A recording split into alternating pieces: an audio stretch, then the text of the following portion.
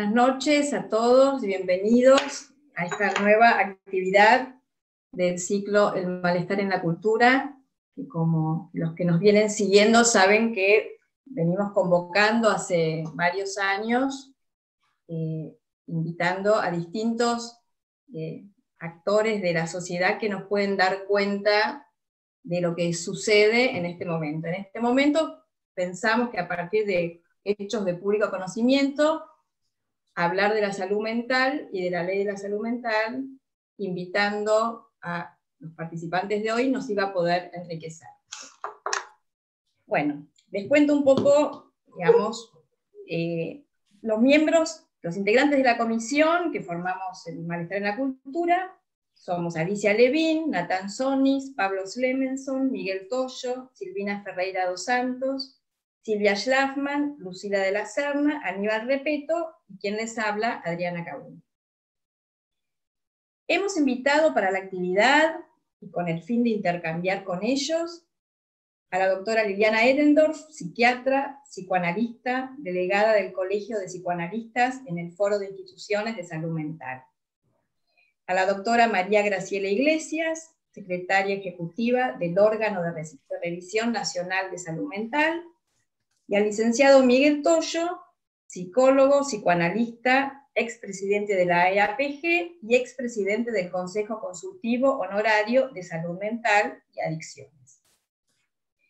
Bueno, tengo el gusto de coordinar esta mesa con un tema que se ha visibilizado en estos días y que desde la comisión decidimos abordar, entendiendo que los panelistas presentes tienen mucho para aportarnos.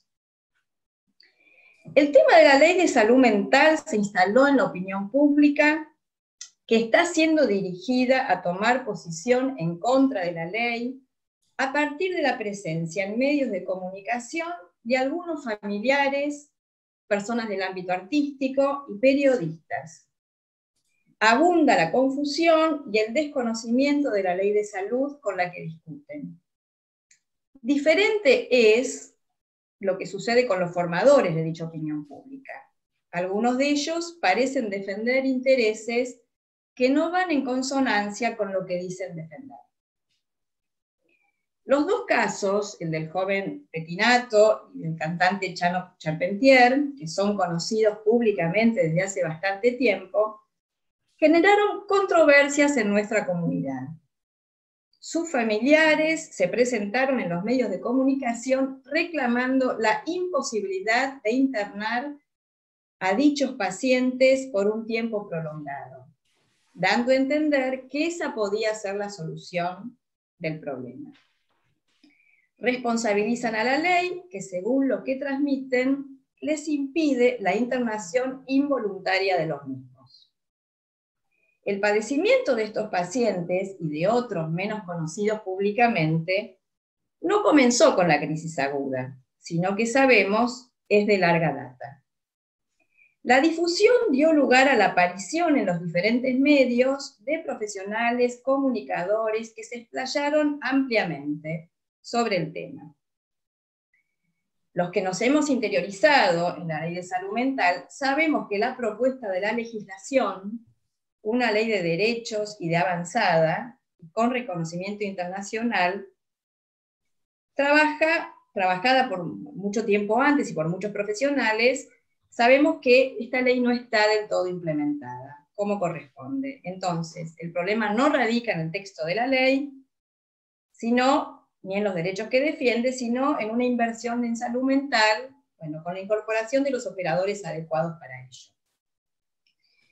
Sabemos, como trabajadores de la salud mental, que el sufrimiento psíquico de un sujeto que padece requiere de una atención prolongada en el tiempo, y que la reclusión indeterminada en un centro de rehabilitación no solo no garantiza, sino que complejiza la mejoría del cuadro.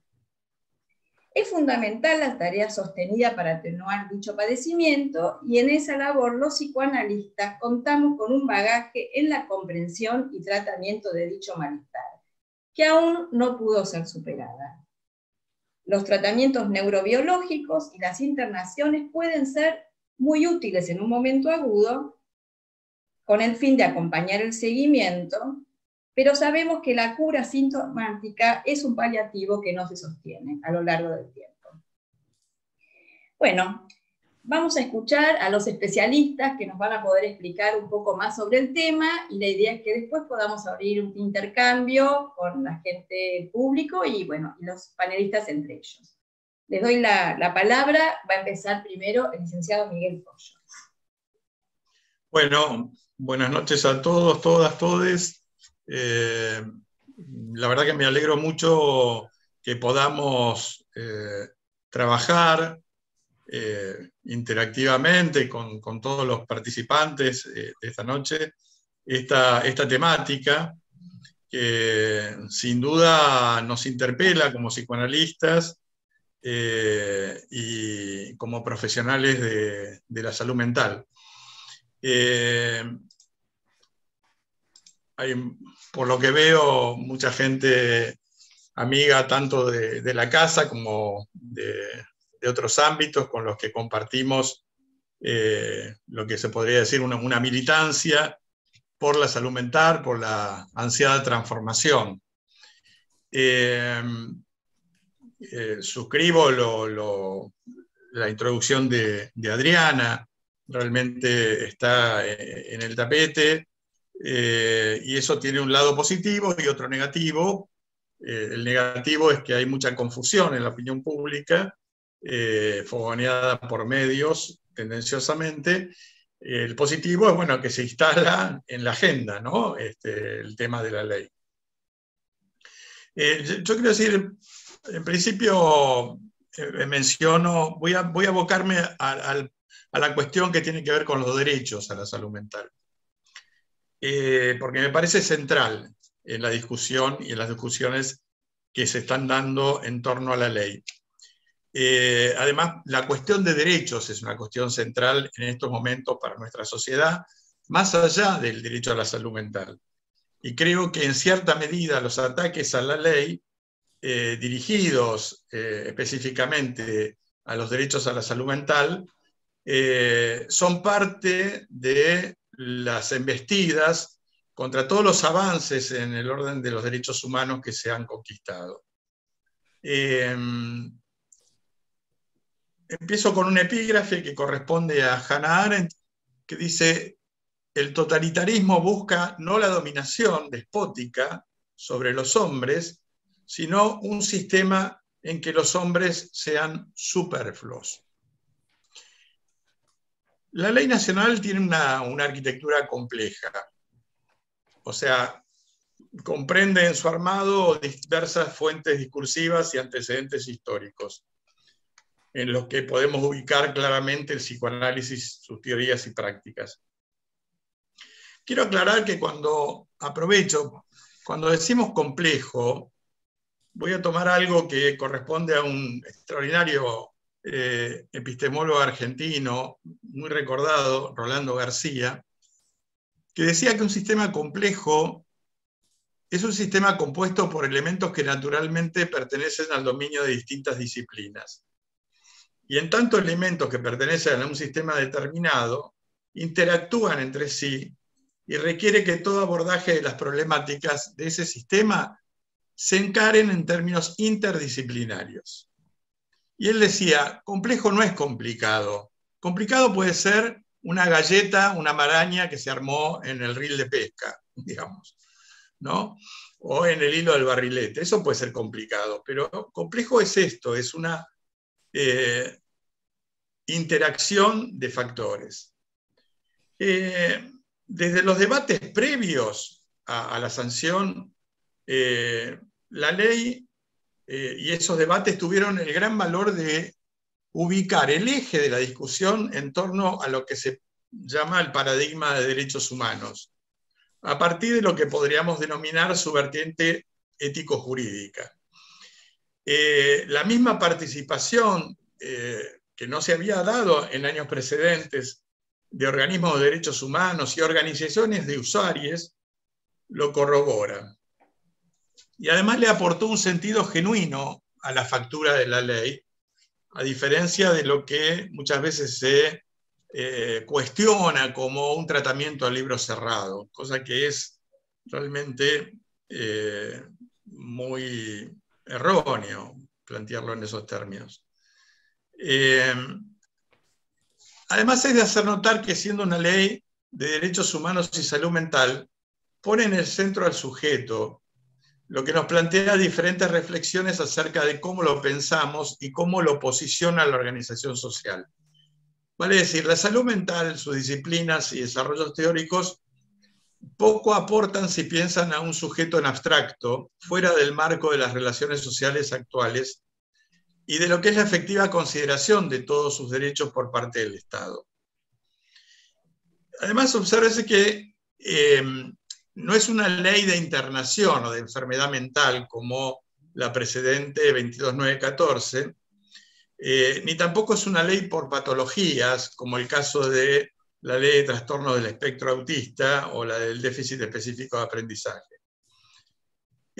Se complementa además con todo un plexo normativo, con las convenciones internacionales, suscriptas, digamos, también por la Constitución y mencionadas por la ley, y leyes como por ejemplo la 26061 de protección de derechos de niñas, niños y adolescentes, que por ejemplo en el artículo 24 plantea en consonancia con la Convención Internacional por los Derechos del Niño el derecho a ser escuchado.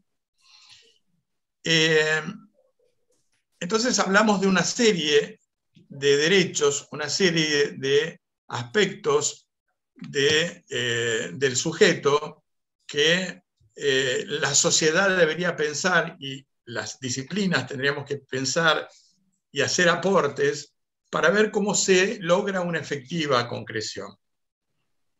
Ahora, el haber ocupado un lugar central, el paradigma de derechos, no tiene que ver solamente con una especulación intelectual, tiene que ver con que en el país han habido graves perjuicios para los usuarios, desde tortura, muerte, desapariciones o internaciones forzadas, o internaciones promedio de 8 años, como dice el relevamiento último hecho sobre instituciones de salud mental, que no está completo, pero arroja ese tipo de datos. Y datos como, por ejemplo, de personas que hace 80 años que están internadas. Tuvo un impacto la ley que podríamos denominar sobre la cultura disciplinar del encierro. Yo, a modo ilustrativo, tuve una experiencia con un paciente a poco de sancionarse la ley de salud mental, que da cuenta tanto del cambio promovido por la ley, como así también de los prejuicios que han funcionado y funcionan de modo estigmatizante desde los imaginarios sociales. Yo acompañaba a un joven de 20 años, quien recientemente había consultado y digamos, acompañaba su inserción en el hostal desde su lugar de internación. En una institución que, dicho sea de paso, ya fue cerrada por múltiples denuncias. Al entrar al hostal, junto con la psiquiatra, nos recibe la coordinadora y después de saludarnos con cierta formalidad le pregunta a mi paciente: ¿vos querés estar acá? Y bueno, él, que no podía ocultar su angustia, le responde sincera y escuetamente: no. Y entonces la coordinadora, llevando la mirada a la psiquiatra, le dice: ¿ves? Ahora hay que escucharlos. A mí me pareció que estaba muy directamente relacionado con la reciente sanción de la ley nacional, ese ahora hay que escucharlos, que pone de relieve la variedad de prejuicios que han rondado y rondan en torno al tema de la enfermedad mental, trastornos mentales, etcétera, como se le quiera denominar, planteando, digamos, sobre todo el prejuicio, el estigma de la peligrosidad, que ha sido bastante trabajado en los medios, cuando se muestran, bueno, hechos violentos protagonizados por supuestas personas con problemáticas mentales.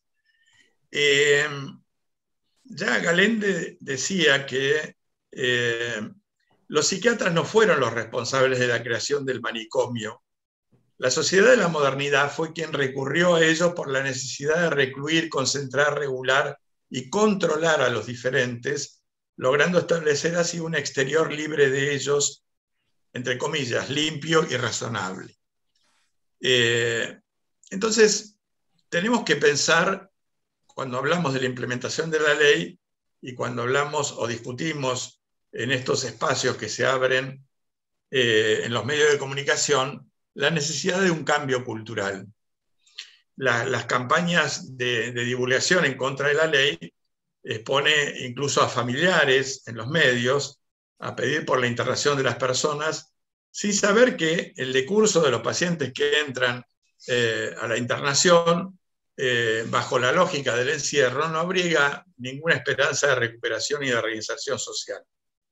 Incluso se plantea que solo tienen 60 días la internación involuntaria, cuando uno piensa, bueno, pero si en esos 60 días alguien no puede ser compensado y no puede ser escuchado, probablemente esa persona podría estar 1, 2, 3, 40 años internada.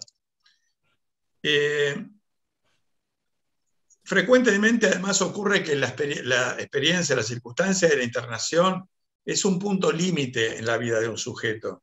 Quiero decir, yo lo comparo con lo que es una terapia intensiva, ¿no?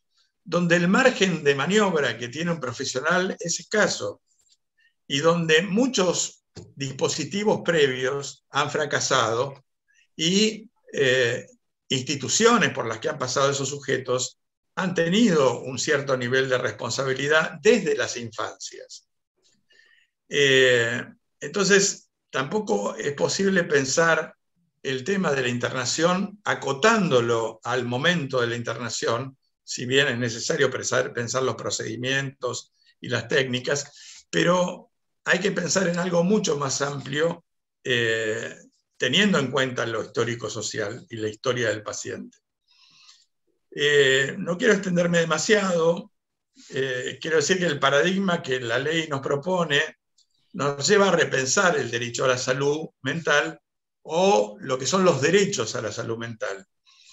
En general, los derechos se sustentan, el derecho a la salud se sustenta, ahí me pueden corregir los juristas mucho mejor, pero creo que en el derecho a la vida, y habitualmente el derecho a la vida es fundado en caracterizaciones que son más provenientes del orden biológico o de las disciplinas biológicas, ¿no?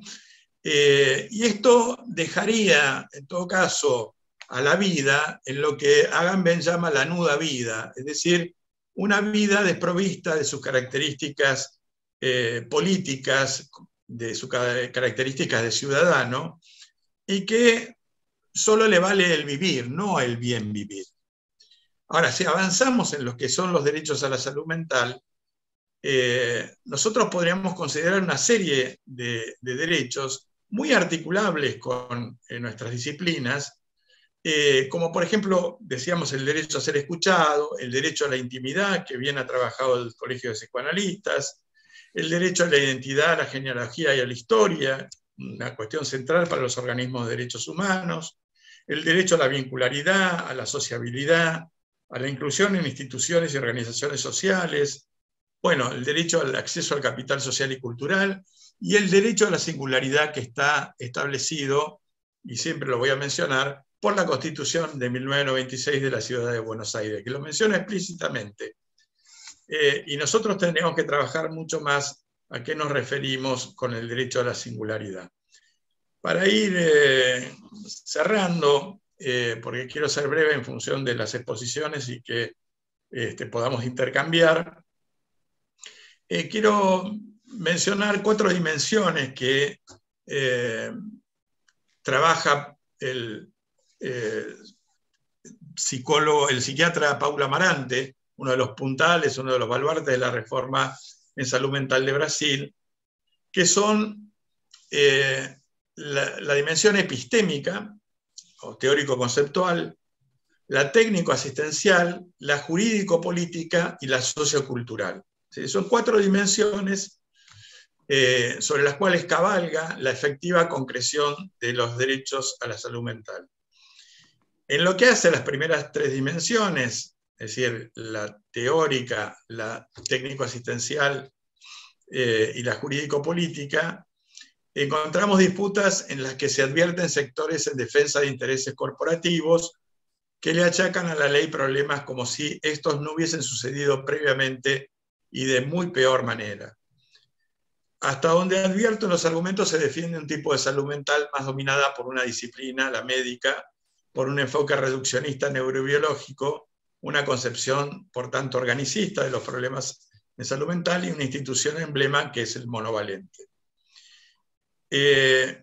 Lo cierto es que las violaciones a los derechos humanos contratadas en los monovalentes y en otras instituciones de encierro también, y también, justo decirlo, fuera de ellas, no son, como lo he escuchado por ahí, imaginarías de mentes progres o ideologizadas. En todo caso, responden a un modelo de salud mental sintónico con una mentalidad excluyente en lo social que objetaliza y manipula subjetividades en la asistencia. Por último, entonces, el paradigma, quiero decir que el paradigma de los derechos humanos expuesto en la ley, tanto como la ética que fundamenta todo el plexo normativo afín, lleva décadas de una u otra manera abriéndose paso en nuestras prácticas. La ley tiene 11 años, pero su entramado ético-jurídico viene de pensar realidades y debates de muy larga data. Son ellos el blanco de los ataques cuando se desconoce la singularidad de los asistidos, se presume peligrosidad en base a diagnósticos que funcionan como carátulas más que como modos de conocer al otro, o cuando se sostiene el encierro como fórmula terapéutica. Por eso, defender hoy la ley es mucho más que la defensa de un texto normativo. Bueno, muchas gracias. Gracias, Miguel. Vamos a escuchar a Liliana Ehrendorf, delegada del Colegio de Psicoanalistas en el Foro de Salud Mental. Te escuchamos, Liliana. Y buenas noches, muchas gracias por la invitación y encantada de estar en esta institución. Bueno, Miguel hizo una presentación tan amplia que abarca prácticamente todo, aunque no punteó la ley, pero creo yo que dentro de esto está todo punteado, ¿no? Yo quería contarles algo de la historia, que a mí me gusta resaltarla, porque me parece que empezamos por el final en vez de empezar por el principio. Miguel nombró la Constitución de la Ciudad de Buenos Aires, que fue promulgada en, no sé si así se dice, María Graciela, pero bueno, es el término que me sale, en 1996, en donde ya se habla de salud y se habla de salud mental. Yo creo que nosotros deberíamos partir, en principio, de pensarnos si en realidad todos nosotros los que estamos acá lo pensamos desde la salud mental, la pensamos dentro de un sistema de salud. Si el sistema de salud está en funcionamiento o no está en funcionamiento y estuvo o no en funcionamiento desde que fueron promulgadas todas estas distintas leyes, que muchas de ellas casi terminan en letra muerta si no las seguimos peleando. Por eso quería nombrar, porque tiene mucho que ver con el foro de instituciones, porque el foro participó y fue creado en función de esto, y Miguel lo sabe muy bien, porque fue uno de los que lo creó, para crear un texto de una ley de salud mental en la ciudad de Buenos Aires. Que eso sucedió en el año 2000. Estamos en el 2022, hace 22 años. Esa ley está reglamentada, está promulgada, está reglamentada, y muy pocos años se pudo empezar a cumplir. Se hizo todo lo posible en ese periodo, mientras dentro del área de salud mental había gente con voluntad política también de hacerla cumplir. Éramos muchos en ese momento. Algo se empezó a lograr y luego esto se fue desapareciendo y casi termina siendo una letra muerta.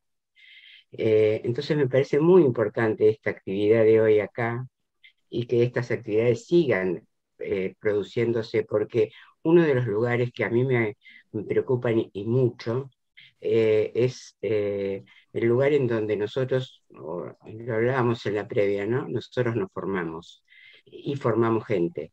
Y si incluimos todo esto, o cuál es el criterio de la inclusión. Por ahí vi, porque bueno, aparecen algunos chats acá en la pantalla, y por ahí vi que alguien decía de que vio morir a un amigo porque no lo pudieron internar, ¿no? O porque no lo quisieron internar. Esto está sucediendo, es verdad, muchas veces sucede, pero sucede porque no se cumple la ley. Porque si se cumpliese la ley, esto no sucedería. Porque tendríamos la formación necesaria para que estas cosas no sucedan.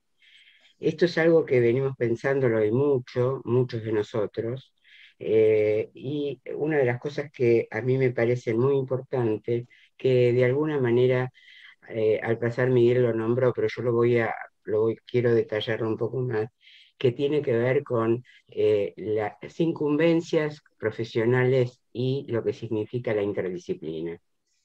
Porque hay una confusión en relación a las incumbencias profesionales. Toda la interdisciplina, según las leyes y según por lo menos lo que pensamos muchos de los que estamos trabajando por este tema, la interdisciplina en sí no es un conjunto de profesiones no ligadas entre sí, sino que es un conjunto de profesiones que en realidad tienen que entrelazarse y armar red. La mayoría de nosotros que trabajamos, no sé, muchos de los que estamos acá, hemos trabajado en hospitales, y los que no estamos trabajando ya por la edad, y muchos deben estar trabajando en hospitales, se da más fácil la interdisciplina.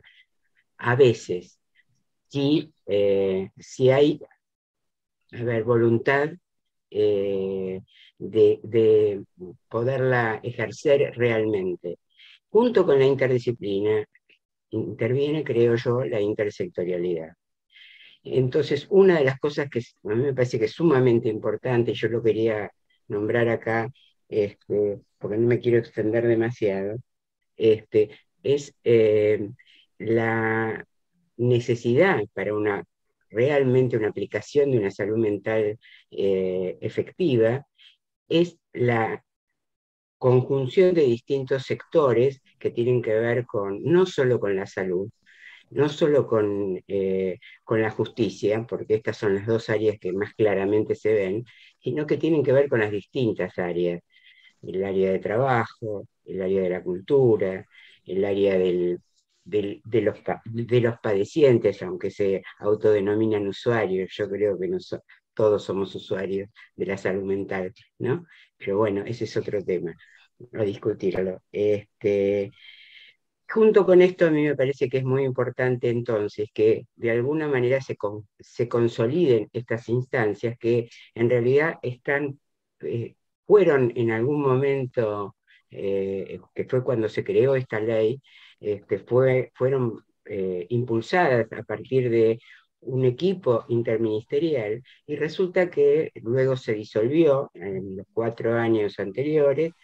Creo que María Graciela por ahí me lo puede aclarar más, pero creo que en este momento se volvió a tratar de armar.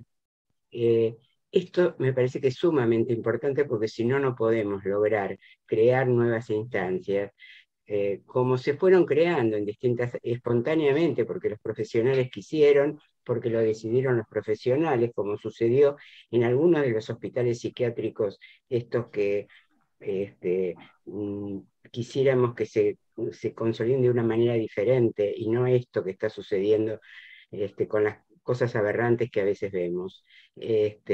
Como por ejemplo la gente que trabaja en terapia ocupacional, la gente que trabaja en el arte, en la creación del arte. Tenemos algunas de las cosas que fueron creándose en todos estos años, y fue espontáneamente, fue por propia voluntad, no porque lo hayan estipulado las autoridades ni el Estado. Las radios de usuarios que tienen canal propio, etcétera, etcétera, etcétera. Y yo creo que esto sintetizaría más o menos lo que yo quisiera transmitir hoy acá.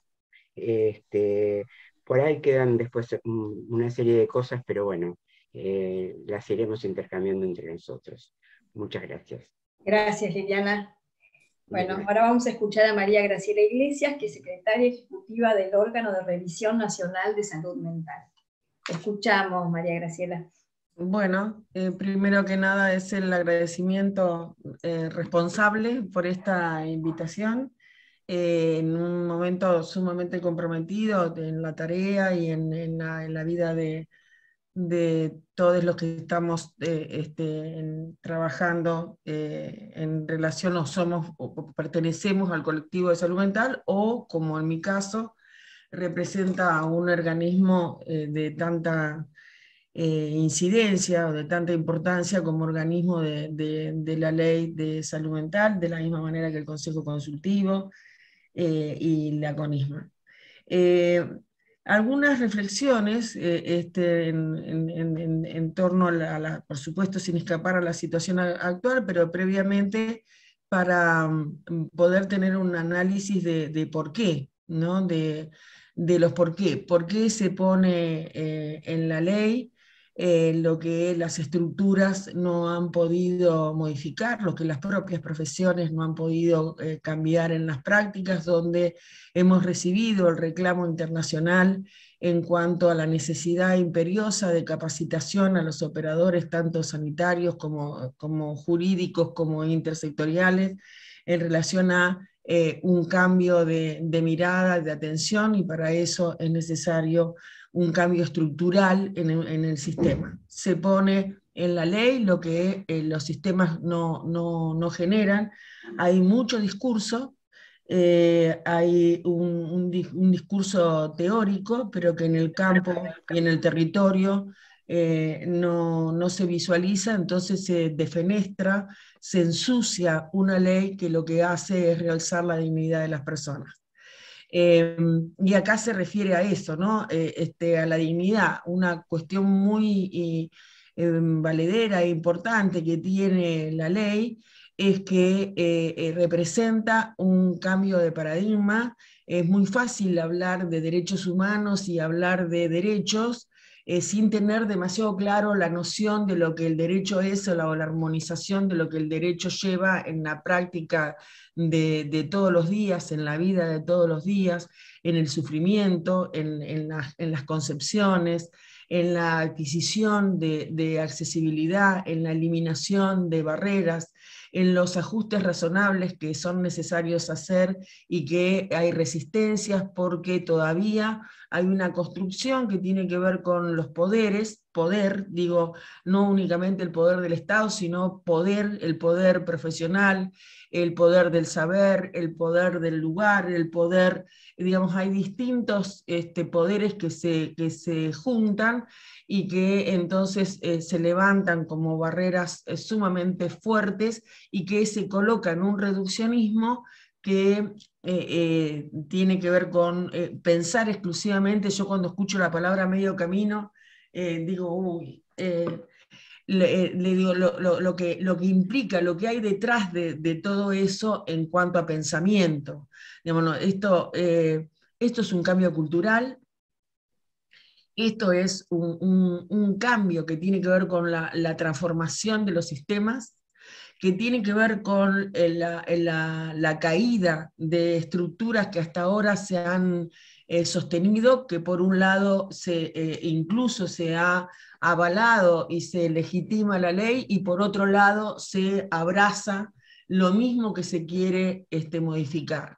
Entonces, esto, más allá de los decisores, más allá de las gestiones políticas, donde todas han tenido las mismas inconvenientes, algunos con una postura más ideológica de derribar o de quebrar lo que la ley es y lo que la ley impone, pero esto tiene que ver también con un Estado democrático que, como acá se dijo, tiene un proceso desde los años 60 hasta el día de la fecha en una construcción para un Estado que le ha costado muchísimo derribar un sistema sustitutivo, un sistema autoritario, un sistema donde el poder único, el poder de los que saben, ha predominado en relación a colectivos muy vulnerables,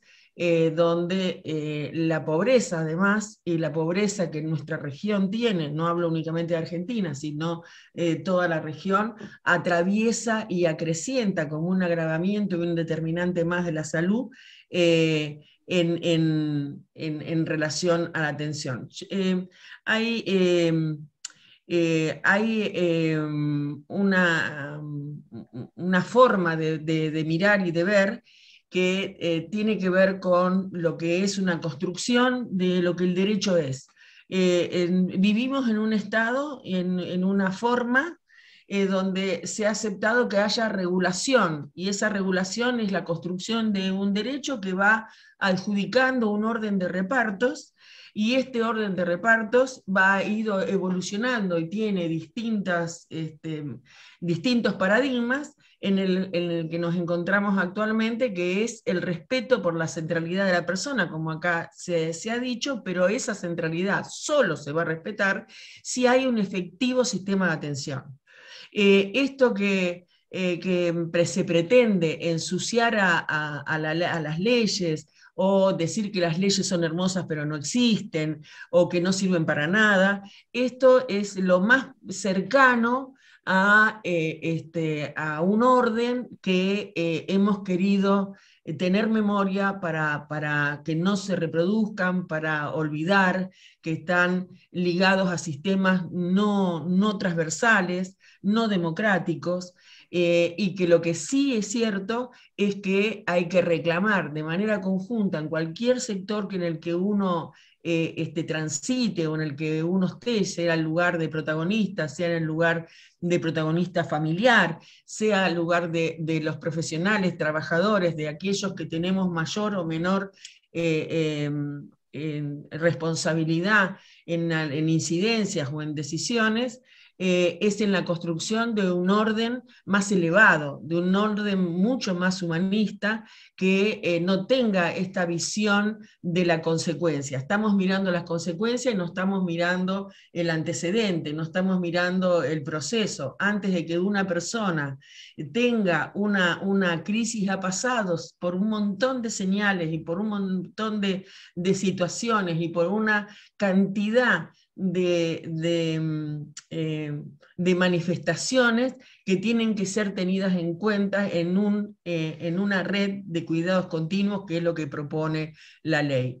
Esa red de servicios de cuidados continuos es lo que permite que una persona que tiene una afectada a su salud mental, o que tiene un consumo problemático de sustancias, que tiene su propia especificidad, la complejidad que presenta, necesita urgentemente de esa mirada que esté puesta verdaderamente en la persona con lo que esa persona tiene, que es el entorno, es su familia ampliada, es su lugar de convivencia, es el lugar donde se está, y con un criterio de realidad. O sea, esto implica poner muchísimo el cuerpo para quienes tienen una tarea, cualquiera que ésta sea, y de esta manera se construye ese derecho del cual se garantiza a través de un marco legal que tiene que tener la representación de la madurez de una población, donde algunas cuestiones como la construcción de una peligrosidad que tiene antecedentes de siglos atrás, y que tiene una construcción un tanto, ¿no?, muy venida del derecho criminal, por ejemplo, en relación a la peligrosidad, queden verdaderamente atrás por un concepto mucho más integral que hace el respeto a la persona humana. Yo tengo acá, digo, como, porque las cosas hay que contestarlas con realidad, hay que contestarlas con verdad.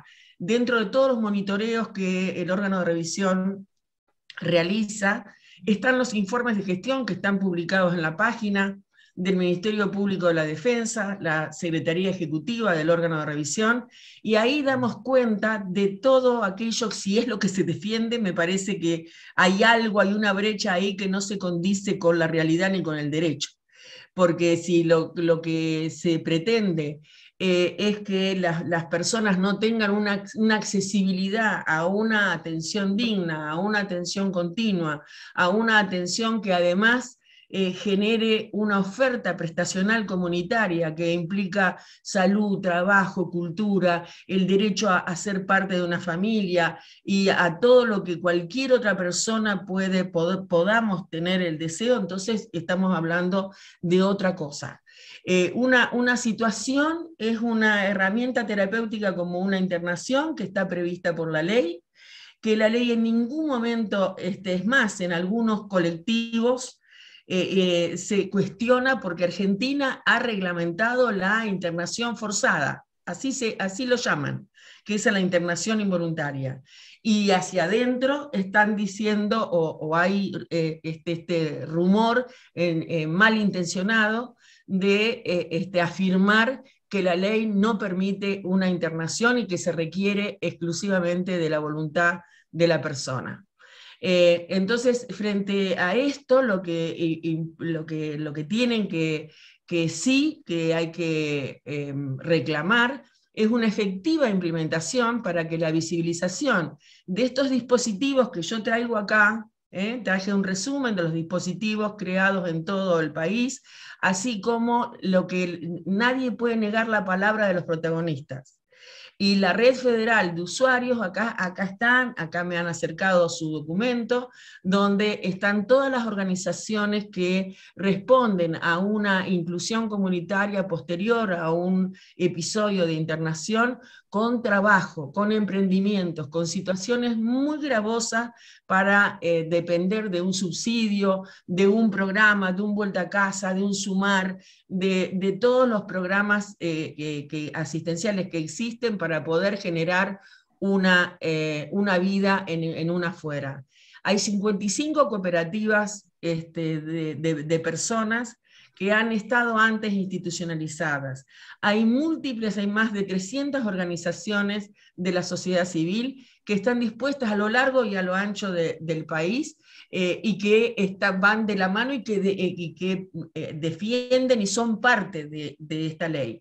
Sí es cierto que hay que poner la mirada en lo que es ausente, y lo que está ausente es la visibilización, por ejemplo, de una atención en la excepción, y la excepción es el grado de crisis, es la atención en la crisis, es la capacitación de las fuerzas de seguridad para que se entienda el diálogo que necesariamente ético, sanitario y desde el derecho tienen que tener las fuerzas de seguridad para poder no confundir a una persona como digamos, criminalizándolo o como un delincuente por una reacción que pueda tener en un cuadro de excitación psicomotriz o en una situación extrema, y a que los equipos de atención a la crisis sean visibles, que acudan, que las familias tengan estos teléfonos a donde acudir para ser derivados, pero eso no es responsabilidad de la ley, sino de la aplicación de la ley, y en eso estamos trabajando muy profundamente incidiendo en la política pública para que toda esta construcción se visibilice. Ningún proceso cultural, ningún cambio tan grande como el que implica este sistema, se hace en pocos años. Lo contradictorio es que se dice de situaciones que vienen de 20 años atrás o de 30 años atrás. La ley tiene 12. Quiere decir que este problema, ¿no?, ha sido generado en todas las instancias políticas y en muchísimo tiempo, porque la construcción de un modelo que efectivamente no sea un discurso, sino que al acercarnos a las personas sea la realidad para esa persona, de tener una atención en tiempo, de tener una atención oportuna, de tener un derecho a la internación si la requiere, pero tener sobre todo un derecho a la externación y a un cuidado continuo después de esa externación. Y esa es la responsabilidad que como Estado tenemos, porque uno cree que modificando la ley, esto es el argumento, pero me parece que hay un desconocimiento del orden legal en el que vivimos todos y todas, y todes, porque hay una Constitución, porque está la Convención de los Derechos de la Persona con Discapacidad, porque hay un Código Civil y Comercial de la Nación que ha sido reformado, está como asistente quien ha sido parte, además de un eje principal que tiene que ver con la capacidad jurídica, como el doctor Kraut. Tendría que modificarse, ¿qué más?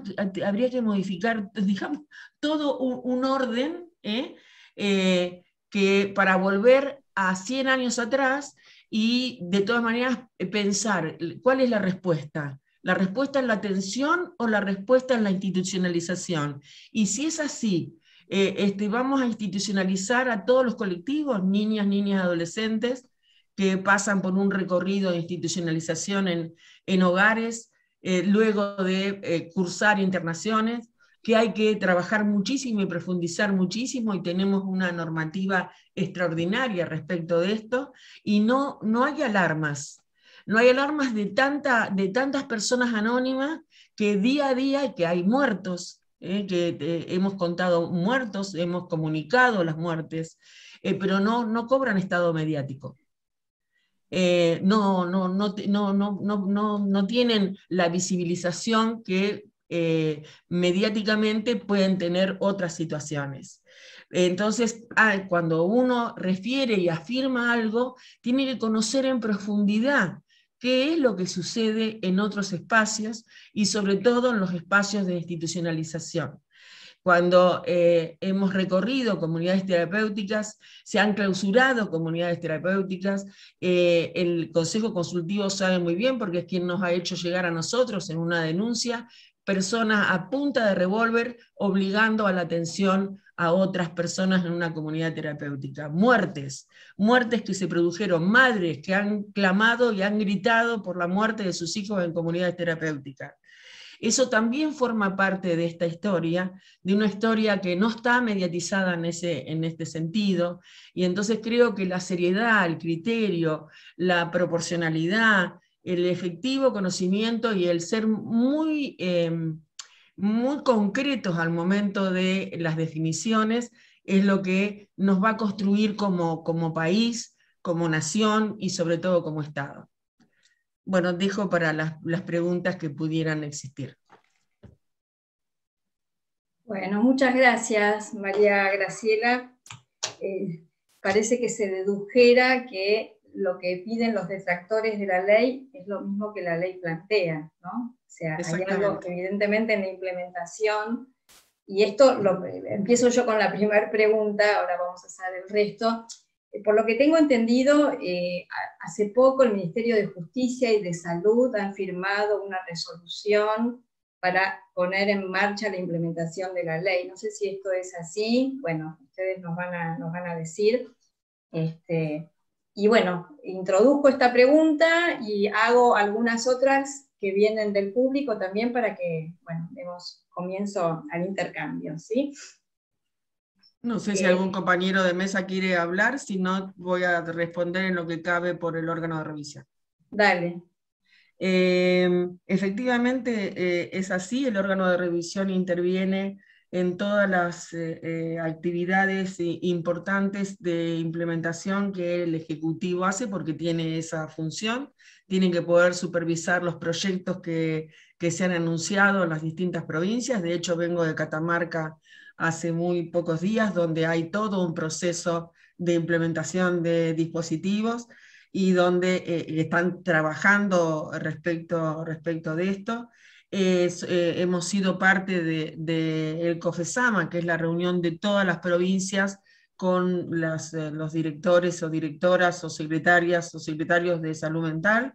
Se ha trabajado en un doble acuerdo, en un doble convenio, uno con el Ministerio de Justicia, otro que tiene que ver con desarrollo y hábitat, que es justamente para la formulación de los módulos a través de la ampliación del presupuesto que se ha dado al magro presupuesto que tenía la salud mental. Hemos trabajado a nivel de las directrices de manera intersectorial con la autoridad de aplicación para generar esta red de servicios que desate habilitaciones y procesos donde todo esto sea efectivo y visible. Tenemos la apuesta de la provincia de Buenos Aires que, bueno, basta con verlo, digamos, es palpable. No son palabras, que tiene que ver con la concreción de las casas convivenciales, con la cogestión por parte del Estado, con el armado de las cooperativas que se traban porque no están realizados los ajustes razonables en cuanto a que una persona que ha estado subsidiada, pensionada durante toda una vida, nosotros trabajamos con una población que tiene un promedio de 12 años de internación. Quiero decir que el órgano de revisión tiene sistemáticamente en estos 12 años un ingreso del 90% de internaciones voluntarias en las comunicaciones y solo un 8% de voluntarias, lo que da por tierra esto que se está afirmando. Y recibimos solo en Ciudad de Buenos Aires alrededor de 6.000, 6.600 comunicaciones de internación, donde el 90% son involuntarias.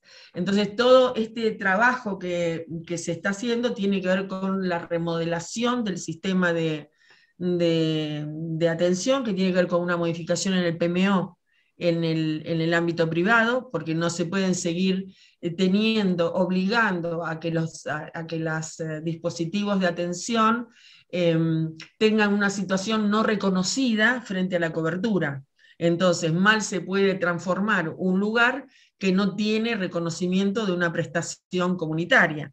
Se requieren de asistentes, se requiere de acompañamiento, se requiere de apoyo, y que eso esté nomenclado en la prestación médica obligatoria.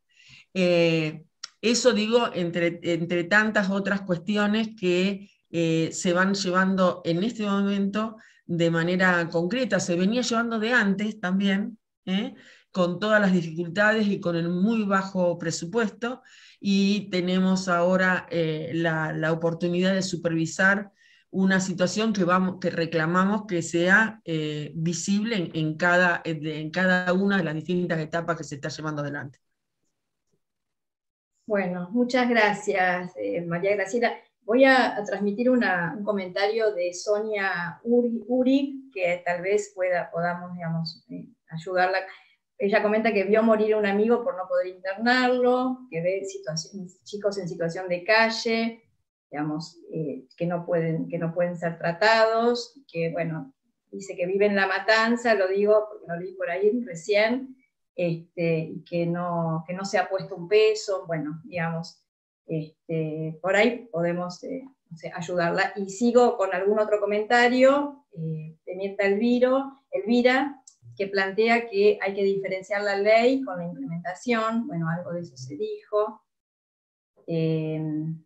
Natán Sonis plantea que hablar de la ley de salud mental es hablar de los derechos humanos.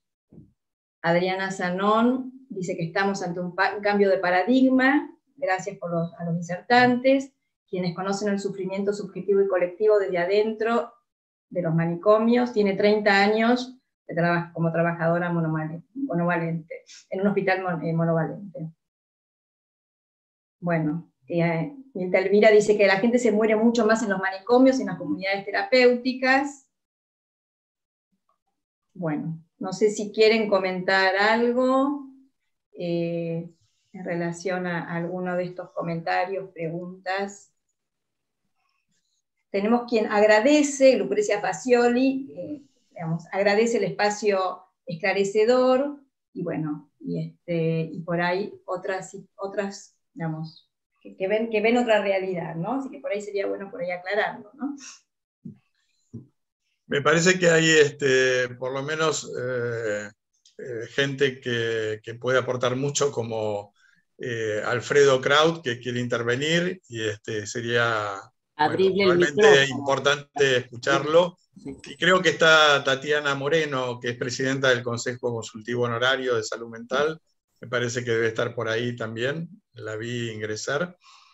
Y bueno, yo después de escucharlo a Alfredo, también quisiera decir algo. Bueno, gracias, Alfredo. Buenas noches, gracias, Miguel, por tus palabras. Yo creo que, digamos, como que, obviamente, así como María Graciela y otros que estarán en la mesa, hablo como abogado. Yo veo que hay como una suerte de generalización, y que como consigna está buena, ¿no? por la plena implementación. La implementación es algo complejo. Esta ley, primero que no está sola, esta ley está absolutamente relacionada en una estructura con el Código Civil, con la Constitución, con los principios de salud mental, bueno, con tratado de la Convención de los Derechos de la Persona. Quiere decir, esta ley no está sola ya, no está sola ya. Primero. Segundo, implementar las leyes, digamos, acá hay normas operativas que están funcionando. Por ejemplo, los letrados del artículo 22 de la ley.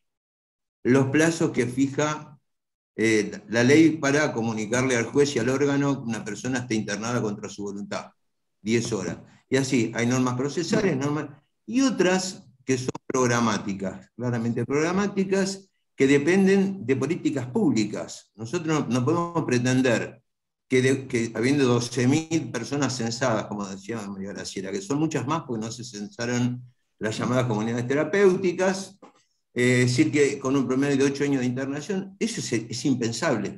La ley de los derechos de los consumidores, 24.240, es del 93, y los consumidores son más potentes y poderosos y fuertes que las personas con problemas de salud mental. No está implementada del todo.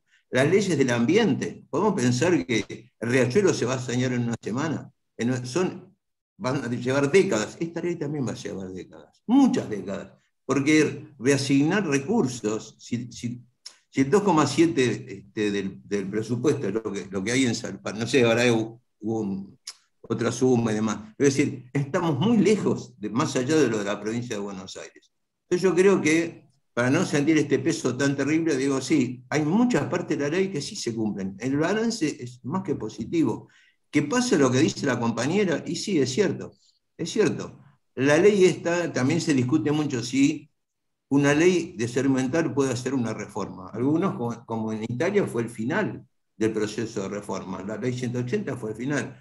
Acá, bueno, es para discutir muy largo y tendido si era oportuno que en ese momento haya una ley, cuando pasa lo que pasa. Y otra cosa es, yo creo fundamental, es eso. La ley tiene normas operativas derivadas, no vamos a empezar a hablar de eso ahora, y otras son claramente programáticas. Basta con leer la reglamentación del artículo 27. El Estado deberá, como el tema de la formación, la capacitación, eso va a llevar décadas. Entonces, me parece que cuando se dice que la ley es inútil, lo dicen incluso compañeros que piensan como nosotros, que la ley no es inútil. La ley no es inútil.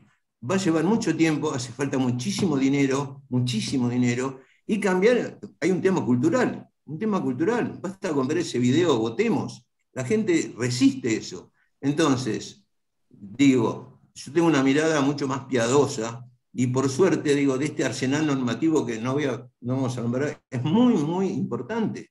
Acá la ley, incluso la ley tiene por encima un macrosistema, tiene el Código Civil, tiene la Constitución, tiene convenciones. Entonces digo, la ley está protegida, está muy protegida. Me parece que estos son todos intereses fogoneados, lo del artículo 20, no es cierto. Y entonces es muy difícil también debatir cuando se parte de premisas falsas. Cualquiera que entra en Google y pone el artículo 20, ve que está la ley regula la internación. Cualquiera que pone el artículo 41 del Código Civil ve que en el Código Civil está regulado la internación sin consentimiento. Entonces, digo, insisto, con una mirada piadosa, yo creo que la ley sí es muy buena, puede ser que haya cosas que mejorar, sí se cumple. Ahora, y con esto termino. Digo, de los derechos del artículo 7º, son hasta la letra M, creo. ¿Podemos pensar que se puede en 10 años cumplir esos derechos? Que en un manicomio haya derecho a la intimidad, que haya un deber de información, que haya un consentimiento informado. Eso es impensable. Entonces, démosle tiempo. Pensemos en el tema de los consumidores. Esto para mí va a llevar la ley, implementar la ley, por eso ese clamor, implementemos la ley. Bueno, yo como abogado, y María Graciela y todo, tenemos que por ahí discriminar y decir, bueno, esto sí se implementó, y lo otro me parece, son, digamos, como aspiraciones, parecieran retóricas, pero simplemente son metas, y que las vamos a cumplir, ojalá las podamos ver. Bueno, gracias, y un saludo a Liliana, que la veo ahí. Hace mucho no la veía. Así que bueno, nada más. Gracias, Alfredo. Creo, Miguel, vos querías agregar, ¿no es cierto? Querías comentar algo. Sí, bueno, agradecerle desde luego a María Graciela, a Liliana, y bueno, ahora la intervención de Alfredo, me parece que aportan muchísimo. A mí me parece que hay muchos intereses en juego. Hay muchos intereses en juego. Por ahí algunas preguntas que apuntan a eso. Pero para no sacarme el lazo, o sacarnos el lazo, hay una pregunta muy pertinente de Mónica Fabelú, que es acerca de la formación en nuestras profesiones. Es decir, ¿cuánto se trabaja la ley en nuestras instituciones? ¿No? Me parece que ahí también hay algún tipo de resistencias, ¿no? La ley y todo lo que la ley fundamenta, porque el paradigma de derechos humanos es mucho más vasto. Y me parece que sería interesantísimo que muchas de estas cuestiones formaran parte de la currícula de formación en nuestras instituciones. Y por otra parte, bueno, yo creo que hay toda una historia en la salud mental, empezando por Mauricio Goldenberg. Uno ve el programa de salud mental de Mauricio Goldenberg de la década del 60, fines de los 60, la ordenanza, es prácticamente, bueno, los puntos fundamentales de la ley. Es decir, ya desde ese, por eso yo planteaba que hay antecedentes históricos en donde se viene trabajando este paradigma y se vienen exponiendo los fundamentos de la ley, se vienen luchando en nuestras prácticas en salud mental. Y también otra realidad que no hay que desconocer, como bien se dijo, que no se hacen evidentes los crímenes y los delitos y los horrores de las instituciones de encierro. La Organización Mundial de la Salud, en un informe de hace muchos años, daba cuenta que en las instituciones de Luján habían desaparecido en la década del 80 alrededor de 1.300 personas. En la década del 80 tenemos que acordarnos del cromañón de la salud mental, que fue la clínica San Emilien, 79 muertos y 190 heridos en un incendio. Bueno, yo creo que eso, para poner algún ejemplo de lo que no es evidente, lo que justamente se tapa en instituciones de encierro y no sale a la luz. Y quiero decir algo más. Se han presentado por el tema de las adicciones familiares, pero es curioso porque si ustedes recuerdan la falsificación que hubo de cocaína hace un poquito tiempo, los afectados rondaban edades entre los 20 y pico y 50 años. Es decir, creo que 50 años ya prescribió la adolescencia, ¿no? Es decir, ya... y ya no podemos hablar de adolescentes. Chano tiene 41 años. Digo, para poder ubicarnos un poco cómo se falsea la presentación de los casos y cómo se falsea ante la opinión pública la problemática. Y agrego algo más, es mucho más complicada la cuestión del alcoholismo en el país que el de la droga. Además es la puerta de entrada a las adicciones. Pero tampoco se dice nada del alcoholismo, ¿no? Bueno, dejo acá. Voy a hacer una pregunta que hace Magdalena Echegaray, que va en sintonía con algo que plantea Natán Sonis, que tiene que ver con cuáles son los intereses en juego para denostar y devaluar la letra y el espíritu de la ley que se observa en los medios de comunicación. Natán pregunta algo parecido, ¿no? Natán amplía y pregunta cómo es y cuál el artículo para internar a un paciente sin su consentimiento, ya que estos episodios son los detonadores de poner este tema en los medios. Bueno. Voy a contestar alguna de esas. Dale. En principio, gracias Alfredo por lo que... porque te explayaste en cosas interesantes que están dando vuelta, ¿no? En relación a cuáles son los intereses en juego, yo creo que hay muchos. En principio, y no podemos ocultar que son intereses políticos. Creo que hay intereses económicos en gran cantidad, desde distintos espacios, y hay intereses corporativos también, que tampoco podemos negarlos. Entonces, cuando hablábamos de la intersectorialidad, creo que ahí está el nudo de la implementación de la ley, porque toca intereses corporativos, la intersectorialidad. Y yo lo vengo escuchando, trato de escuchar los distintos espacios y las distintas voces, y esto se escucha desde distintos lugares, y desde lugares que nosotros pensamos que son afines a la ley. Eso por un lado. La otra pregunta que tenía que ver con... no me acuerdo ahora, me olvidé, no la anoté. La otra pregunta tenía que ver cómo es y cuál el artículo para internar a un paciente sin su consentimiento. Ya que es el artículo 20. El 20. Es el famoso artículo 20 que ya ustedes acá lo pasaron. Sí. En el principio, pero creo que es el artículo 20, y yo lo que les diría como consejo y como sugerencia a todos los que estamos acá es que no es tan larga la ley, leámosla, porque suele suceder, ¿no?, que a los que estamos más militando este tema de la salud mental nos llegan preguntas en forma permanente como si en realidad el resto fuese ajeno a esto. Y yo lo que sugiero es que nos comprometamos todos, porque es la única forma de poder modificar esto. Ya está. Sí, acá Alfredo Kraut dice del 20 al 26, y lo último, dijiste el artículo... 41 del Código Civil y Comercial de la Nación. El 31. El 41. Hay una intervención previa de Tatiana Moreno, si querés leerla. Espera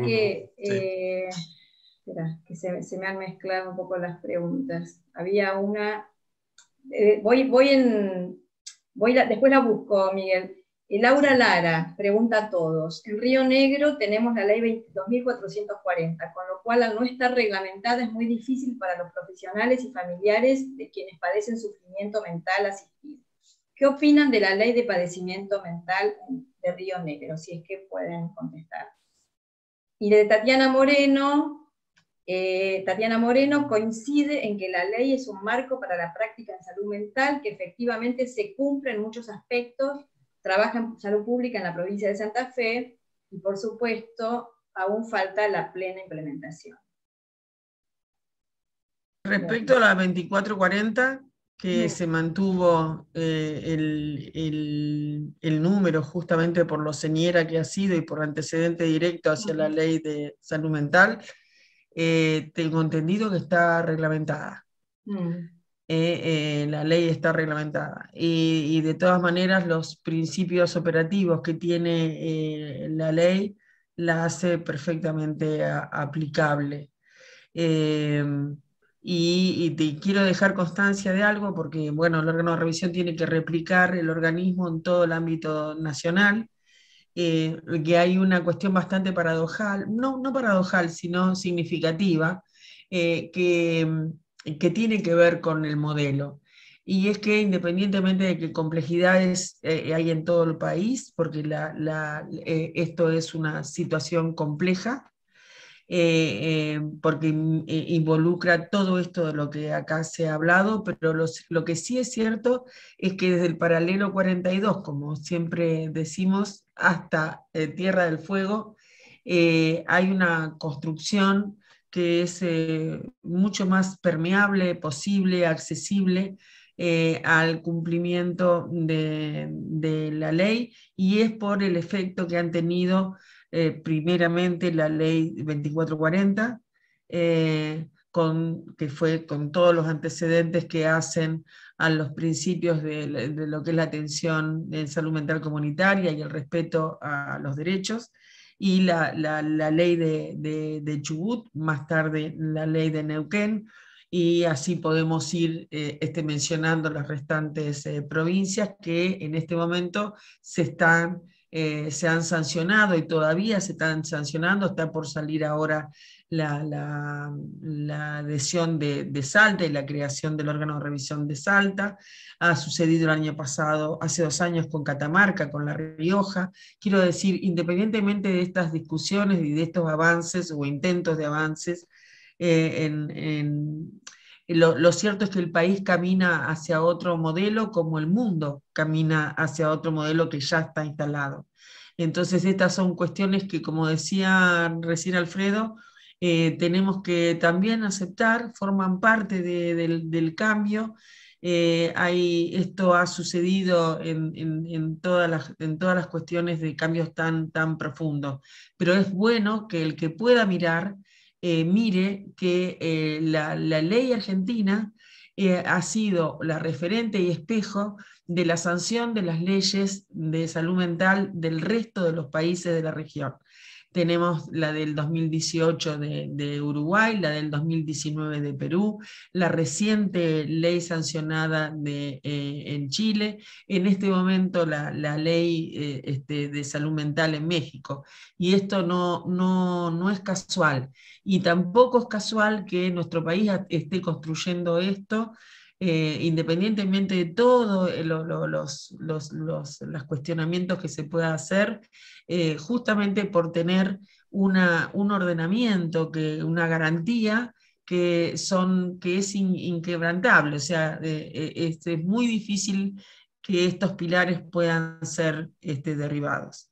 La ley 2440 ha sido uno de nuestros antecedentes directos en relación a la 26657.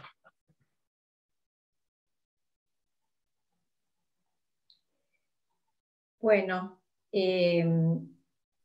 a ver, vamos a ver otra pregunta más, otro comentario. Bueno, Marcelo Podestá, que plantea que hay que analizar, admitiendo la complejidad de la situación. Eso significa reconocer luces y sombras, posicionarnos desde lo ideológico, obtura y provoca reacción. Sí, coincido absolutamente. Ninguna radicalización puede ser constructiva. Pero por eso mismo es la cuestión de la razonabilidad y la proporcionalidad, decimos en el derecho, ¿no? Y esa proporcionalidad es conocer exactamente lo que el proceso tiene, lo que el proceso da.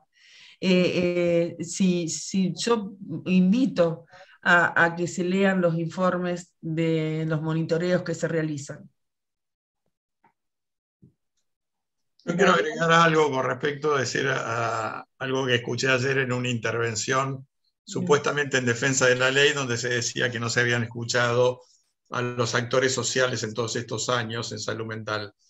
Yo quiero decir que desde el 2014 existe el Consejo Consultivo Honorario, han participado más de 50 organizaciones, y siguen participando el Consejo Consultivo con alrededor de 28 organizaciones en estos momentos, que hasta hace poco fue presidenta una usuaria de una organización de usuarios, y participan organizaciones de usuarios, académicas, gremiales, de derechos humanos, redes de salud mental, y gremios profesionales.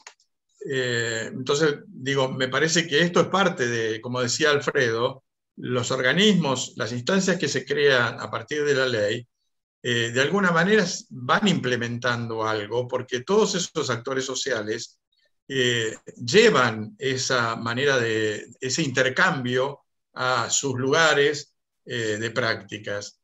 Y en ese sentido se da una pluralidad. Nosotros hemos aprendido en esa pluralidad, en esos intercambios.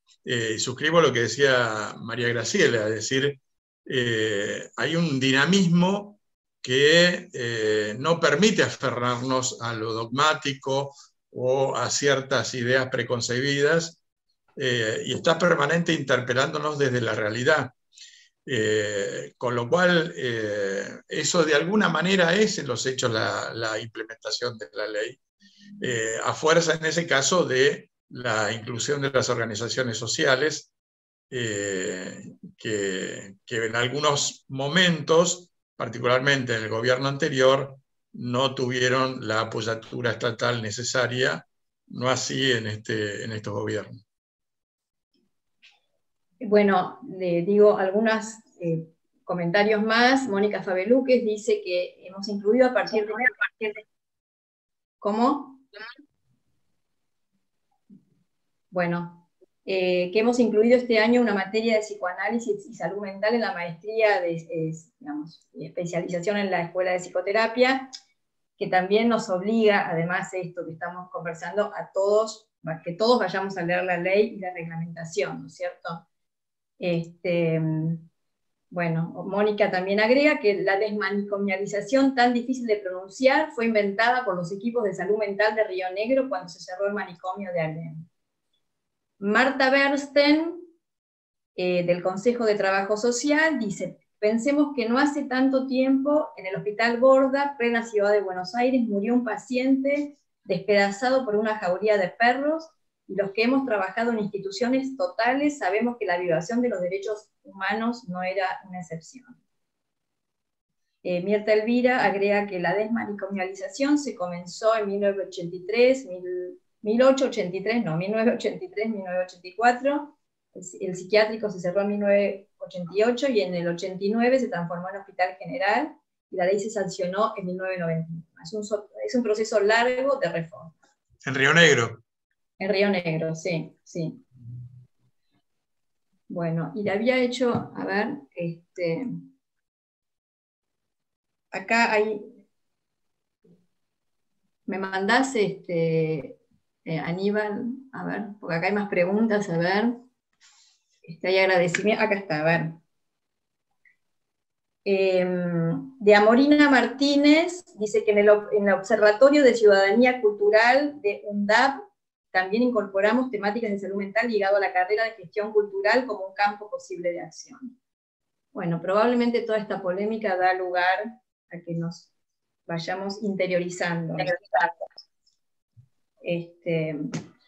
Bueno, no sé si quieren comentar algo más entre los panelistas. Tiempo, no hay tiempo. Estamos ya con poquito tiempo, sí, son las 21:57. Así que sí, bueno, si alguno quiere hacer un comentario para ir terminando, y bueno, sabemos que es un tema que da para largo, seguramente armaremos alguna otra mesa. Y antes de terminar, les decimos que en agosto va a haber otra mesa del malestar en la cultura, que más adelante daremos a conocer el tema. ¿Quieren, Liliana, Miguel, María Graciela, decir algún minutito o algo más? No, yo creo, lo único que diría es que en realidad esto abre como para que otras instituciones aquí mismo y otras instituciones vayan replicando este tipo de actividades, porque me parece que son necesarias. Sí, agradezco que digas eso, acá está en el chat. ¿Sí? por supuesto que siempre nos quedamos con las ganas de más. Bueno, la idea es que Sí. podamos seguir trabajando. Y creo que, bueno, que es momento ya de ir cerrando, ¿no es cierto? Son las 21:58. Yo quería agregar algo más, Dale. pero que tiene que ver con que, digamos, de alguna manera se mencionó que es la perspectiva política dentro de los intereses, que en estos momentos se está poniendo en jaque todos los paradigmas de derechos. Ya lo vimos con la sanción en Estados Unidos de la Corte Suprema contra la ley de interrupción voluntaria del embarazo, y muchos dichos de políticos que están en contra de muchos derechos humanos conseguidos en los últimos tiempos. En eso yo enmarco actualmente también la embestida contra la Ley Nacional de Salud Mental. Bueno, vamos cerrando, agradecemos a los panelistas, abrimos los micrófonos, Aníbal, para el aplauso final, y bueno, nos esperamos en la próxima mesa del malestar en la cultura en el mes de agosto. Gracias, Liliana. Muchas gracias por la invitación. Gracias. Gracias. Muchas gracias. Gracias.